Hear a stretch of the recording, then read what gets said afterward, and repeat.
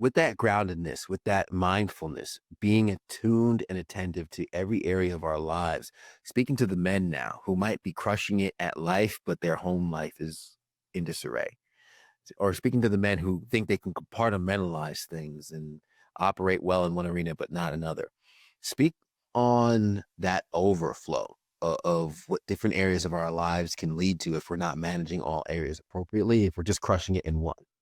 Yeah, that's such a good point because I believe that we can have anything, but we can't have everything all at once in killing it in every area. Meaning that if I'm on a really strict regime in the gym or diet, for instance, date nights and takeout is going to take a bit of a hit because my goal has changed.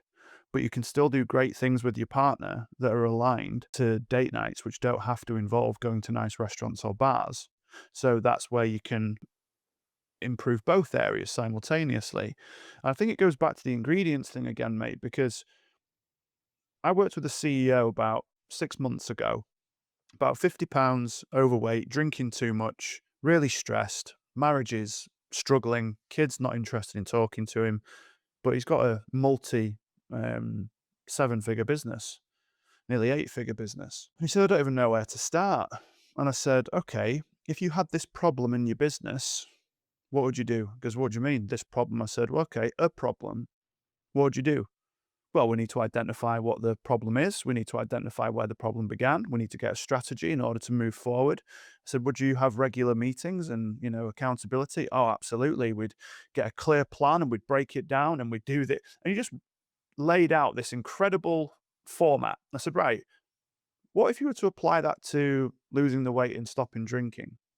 He's like, oh, well, I don't know if I could do that. I said, but you just said what you could do for your work. So you're capable of coming up with this format. Are we in agreement there? Yes. Now, you might not believe that you deserve it, or you might not believe that you can achieve this physically because he's never been in good shape. His words, not mine. So he doesn't know what it is to be in good shape. And he was associating more pain to change than he was to staying the same. Because Mm. a lot of people talk to me about the comfort zone. And he said this, I'm just in my comfort zone, aren't I, Adam? I said, comfort. So what do you think of when you're comfortable? He said, laying on my couch, watching the game, with my kid and whatever. And I said, right, is any of this that you just mentioned comfortable? 50 pounds overweight, out of breath walking upstairs, hungover that you can't play with your kids, not as productive as you could be in the business, fighting with your wife. Is that comfortable? And he's like, no. I said, so it's not comfortable, it's familiar. You're not in the comfort zone, you're in the familiar zone. You know all too well the pain of the shirt not fitting and walking upstairs and being out of breath, but you don't know the pain of meal prep. You don't know the pain of exercise. You don't know the pain of drinking regular water and having to go to the bathroom every 20 minutes. But we have to change that belief and invite in some pleasure because they're the semantics. What I want to talk to you about is the feelings you're going to have. You're going to feel more productive. You're going to get more done. Kids are going to run up to you and hug you and say, great, daddy's home. You're going to be having more sex with your wife. When you look in the mirror, you're not going to be disgusted by your reflection. You're going to be really confident in your favorite shirt. How does all that sound? So I have to paint the alternative and I have to paint a different picture. He might not be able to see it, but I can, and I need to make him see it eventually. So Mhm. I need to make an unknown a known. He's unknown about the gym and what to do, so I have to bring in a known strategy, structure, format for his business. Now we can just apply this to the gym. So he said you need a plan. Maybe we need to go to the gym 3 times a week. Maybe we need to drink 3 liters of water a day. Maybe we could start, having a banana for breakfast and a salad for lunch and fish and vegetables on an evening, whatever. Then we can get a mix of strength training. Then we can do this. Then I can work with you on your belief systems and your labels and your mindset. Then we can get some other healthy habits in. But it's a process and it takes time. But so many men, especially successful men, are very impatient and they want the results yesterday.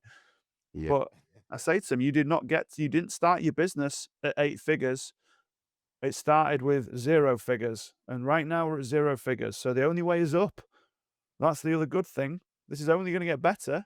You're not gonna get in worse Mhm. shape going through the program. You're not gonna feel worse. You're not gonna be drinking more alcohol. So, Yeah. um, yeah, that's essentially what it is, mate. I think it's just getting it out of their own head and putting it in terms they understand, because otherwise it's just some guy in a tight t-shirt telling them that they need to start looking after themselves better, and they just think, "Well, not interested." Yeah, yeah, yeah. Who are you? Screw you. Yeah. Yeah, making them see it for themselves, and it's and a lot of what you've spoken about too. It's connecting the value to the action, giving someone the clear cut value, the outcome, and the reason behind the action, so that the action becomes more tangible and more doable. Because now that the person can connect the reason why they do it, okay, yeah, I'm going to drink less because I do want to have more sex with my wife. Oh yeah, I could come up with a meal plan because it does sound cool to be able to keep up with my kids and not be out of breath when I get to the top of a flight of stairs. All those things are outcomes they would want, but now Mm. that they have the attachment to the value and the action, they're more likely to take the action, which is where the actual change in our lives comes from, is the actual action. What is the price men pay for unchecked ambition or people pleasing in the pursuit of achievement? Ooh. Sorry. Yeah, man. Divorce, that's pretty expensive in the literal Yep. sense. Um, Disconnection from children, disconnection from their identity, wasted years, unfortunately, in some cases, suicide, um, depression, anxiety. And I've seen both extremes. I've had people come to me feeling suicidal, and by the end of the program, they're killing it. I've had, you know, people that have just been divorced and completely cleaned out, and the last few, grand, they want to put it on coaching. I always advocate they don't do that, and I'll, sort of send them some free shit that they can help them with and whatever. And they want the accountability to get themselves back on the feet, and they do. And then within a year, they're killing it again because they know what to do, but they just need someone to talk to. But the price is big, mate. And I coach other coaches on how to set up their business and monetize and all that kind of stuff. And one of the strap lines that I recommended for one of the clients the other day was coaching because it's cheaper than divorce. Yeah. And it's it's a damn sight cheaper than divorce. I can tell you that. Right? So yeah, But you but yeah, gotta give me 10 grand and her 10 mil. yeah, exactly. So especially when you're dealing with high net worth individuals, and yeah. So in all seriousness, no, mate, it